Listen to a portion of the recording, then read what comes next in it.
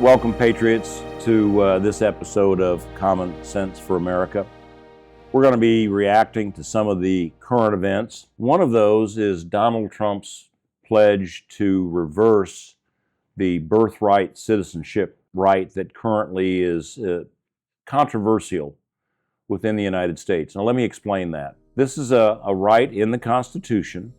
14th Amendment creates this right that says if you're born in the United States, you're a citizen of the United States and entitled to all the rights and protections of other citizens of the United States. So you're a citizen if you're born here.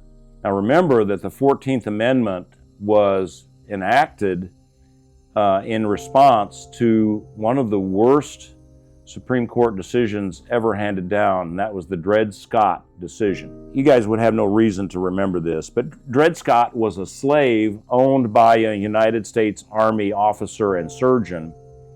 And the officer was transferred to Missouri, which was then a free state where slavery was illegal.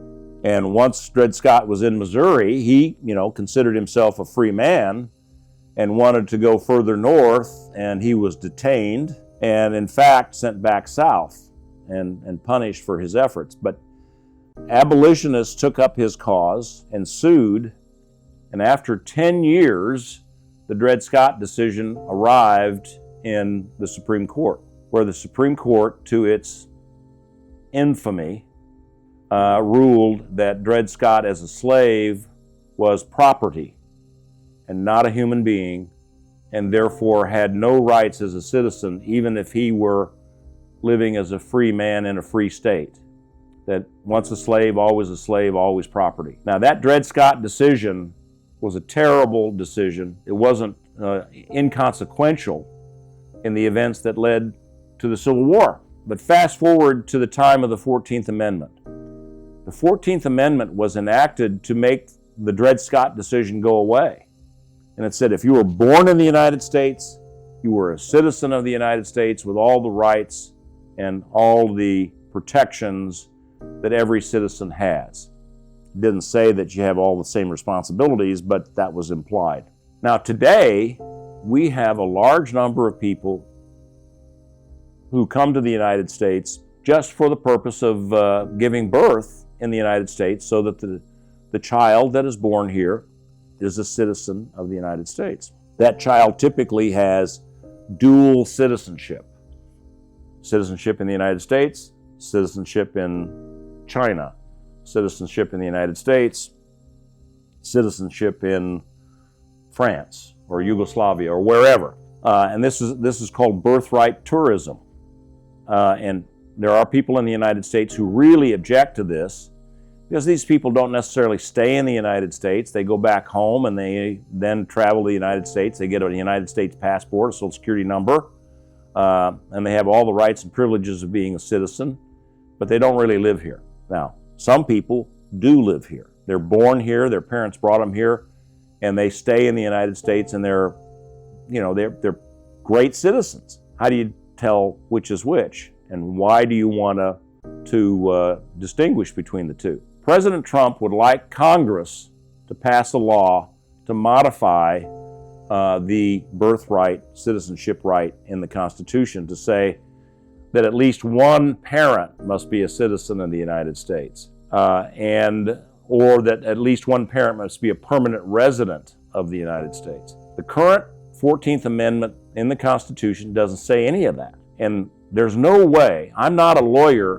but I've read the Constitution over and over and over again, and I can tell you there's no way that that kind of congressional action will pass muster and the Supreme Court will say it's unconstitutional. The only way you're going to change the 14th Amendment is if you modify the amendment through a constitutional amendment that actually changes the language in the 14th Amendment. Now that is not easy to do. You have to have 2/3 of both houses of Congress propose a constitutional amendment, or alternatively 2/3 of the state legislatures or state amendment conventions propose a constitutional amendment just to get the states to consider it. And then 3/4 of the states have to pass the amendment. That's 38 states today have to pass the amendment within a time frame stated in the amendment law. Now that is a very, very high bar, as it should be, to change the overall law of the land. But birthright citizenship is something that is very controversial. It does, in my opinion, it does need more definition than what is in the current Constitution. But it's going to require a constitutional amendment to do that. And that's going to be very difficult to get and very time-consuming to get. Think about it. How would you feel if they said in your state, we're going to have a constitutional convention to consider birthright citizenship? What would you tell your representatives to do? How would you tell them to vote? Think about it. It's an interesting question. Mentioned high on the president's priority list is definitely immigration. Trump is declaring that national emergency at the U.S. southern border. Trump's administration says it's the kickoff to his process to end birthright citizenship, but that would take a change to the Constitution. As Fox 13's Alejandro Guzman reports, that has some communities on edge. It's expected to be a challenge, one that local immigration attorneys are taking with a grain of salt, considering you need both the House and Senate to be on board, which can be very hard to do. But the fear of losing loved ones to immigration policies is now a haunting reality for thousands of migrants here and their families. Diane Butler, who has practiced immigration law for over 30 years, says changing the Constitution is an incredibly difficult move. It requires 2/3 of both the House and Senate to approve and 3/4 of the states to ratify. The administration itself can't change the Constitution, not even with Trump's executive powers. Now, there is talk among conservatives who want to discuss the phrase subject to jurisdiction, which typically applies to foreign diplomats. Ironically, using that phrase would, in a sense, put undocumented parents in the same position as foreign diplomats, except that it's not the same. According to the immigration lawyer, undocumented people in the U.S.